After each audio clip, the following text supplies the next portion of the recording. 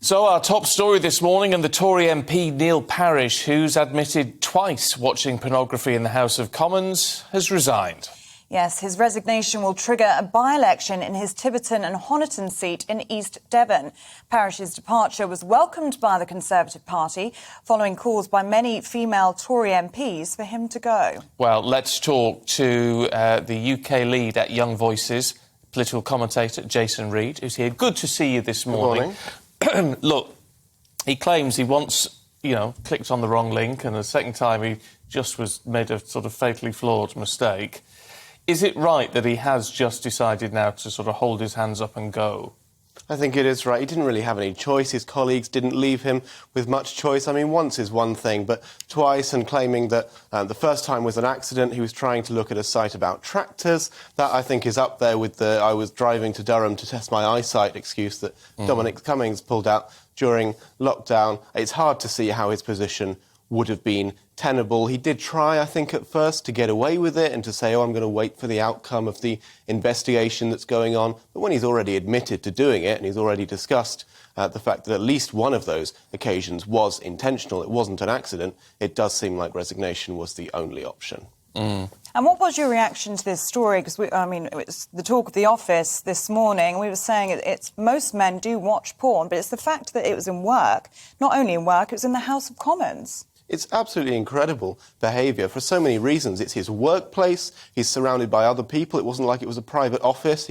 Other people were behind him. Clearly, people saw him. It's also televised, so it could very easily have ended up on the television if he holds his phone at the wrong angle. There are so many different reasons why this is just a bonkers thing to be doing, completely unnecessary, and quite understandably, people are quite angry about it. Does this reflect on the mistakes of one man, or does it reflect on the Tory party as a whole, bearing in mind that this is the week of local elections? I mean, the timing couldn't be worse. It couldn't be. This is not what the government wants people to be talking about as we're running up to local elections, especially a set of elections which it looks like it's going to be difficult for the Conservative Party. The problem is that this is not an isolated incident. This isn't a one-off. We've had so many scandals recently of different kinds of different sort of sexual assault, sexual harassment, all kinds of stories about what staff working in Westminster have to go through and the issues with the complaints procedure. There's clearly a lot of work to be done. We've heard the Speaker, Lindsay Hoyle, talking about reforms. We've heard Andrea Leadsom talking about whether the independent complaints and grievance system is up to scratch. Clearly, there is some quite fundamental work that needs to be done. It's interesting, though, isn't it, in terms of the focus on all of this, because the government always gets it in the neck more. I mean, the party in power, I suppose, has to hold a bit more responsibility. I mean, Liam Byrne was suspended from the House for 2 days, wasn't he, after he was found, and he admitted, bullying a member of staff, which I know has been a big concern in the House of Commons. Now, to be fair to him, he's come out and said, yes, I was absolutely wrong, here's a sincere apology, and he's been suspended for 2 days. But it's almost been brushed under the carpet. We've forgotten about that. Yeah, I think it might just be a consequence of the fact that we have so many scandals and we can't give all of them the airtime that they deserve. But it's definitely true that the government tends to get a harder time of it than whatever party is in opposition. But this is not a party political issue. It's not like one party has sexual harassers in it and the other one doesn't. This is a cultural issue about politics in general. And so the issue dives a lot deeper than just one party versus another. Lindsay Hoyle talking about radical reform there of working practices in Westminster. Is this needed, do you think? And if so, what's that going to look like? Well, it's hard to say what it'll look like. It does seem like an impossible task for whoever the Speaker or whoever it is has to implement these changes, but it does seem like some change is needed because what they're doing at the moment just isn't working. There are so many cases like this, and the way that individual MPs' offices work, where the MP effectively is the boss of the office, and you've got lots of lack of checks and balances. There was the case where the Member of Parliament, David Warburton, who was accused of sexual harassment, his wife was in charge of HR in the office, and so there's been discussion of having some kind of central human resources body in Parliament. Maybe that's one way out of it. It seems like something needs to happen, but at the moment it does seem like a lot of talk and not very much actual action. I mean, have MPs had it too good for too long, in the sense that, as you say, they're sort of technically not employees, They're the boss.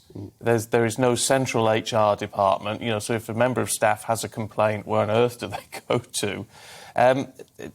Everything has worked in their favour, and you can see how it's evolved over the centuries like this.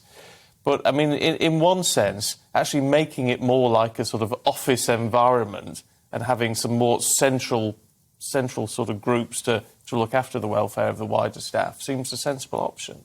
I think more and more people are realising you do need some kind of office structure. You do need to treat it a bit more like a normal office.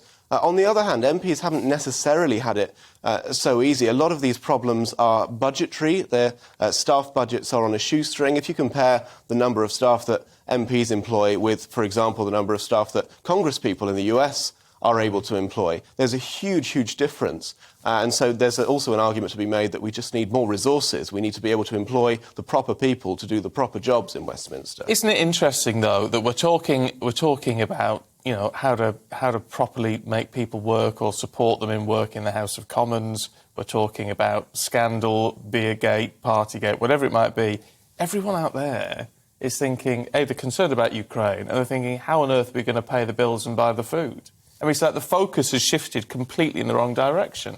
Exactly, yeah. There's so much going on in the kind of Westminster bubble that it's easy to lose sight of the actual issues that, as you say, people care about. I'm sure people are much more concerned about putting food on the table than they are about Partygate or about which MP has had to resign this week because of a scandal. As important as those things are within Westminster, there is a very clear need for politicians to refocus on the issues. And I think these by-elections that are coming up because of MPs resigning and, of course, the local elections might be a kick up the backside for some parts of government to realise that actually people are not happy with the way things are going and people have real concerns about the money in their pockets. And so a bit more attention needs to be paid to that and less looking inwards. OK. Jason Reid, good to talk to you this morning. Thank you. Well, lots of people have opinions on that story. It is pretty bonkers, isn't it, as we were just saying there, Jason. Neil Parish, watching porn twice in the House of Commons. Do let us know what you think. Was he right to resign, or do you think apology would have sufficed? It's GB Views at gbnews.uk.